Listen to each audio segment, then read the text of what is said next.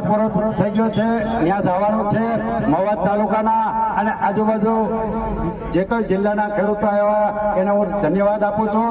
પણ મારો પ્રોગ્રામ શરૂ રહેવાનો છે ત્યાં સુધી વાત પતશે નહીં. પણ હવે હું મહુવામાં નથી, હું સોમવારે ભાવનગર જવાનો. કોઈને એમ તમને એમ ન થાય કે ભરતભાઈ અમને છોડીને વી ગયા. હું સોમવારે પાછો ભાવનગરમાં આ જ પ્રોગ્રામ આપવાનો છું. જ્યાં સુધી સરકાર આમાં નિર્ણય નહીં લે કે આ સરકાર આપણી ડુંગળી 50 રૂપિયાની કિલો એટલે કે 1000 રૂપિયાની મણ ખરીદી લે અને કા નિકાસમાં દેતા હોય, એમાંથી એક રસ્તો કરવો પડશે. એટલે આપ સૌ સાથ સહકાર આપજો.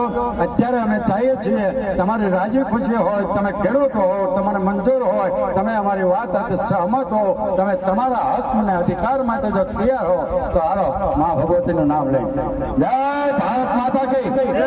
મા ભગવતી અને ભગવાન જીવતો રાખે ત્યાં સુધી અને જ્યાં સુધી મારું શરીર કામ કરતું છે ત્યાં સુધી લડવાનું છો એ થાય કલ્યાણ. હાલો તમે કોઈ જાતનો ડર પર રાખશો નહીં. બધું હાલે નિકાત બંધી હટાવો, નિકાત બંધી હટાવો, નિકાત બંધી હટાવો, નિકાત બંધી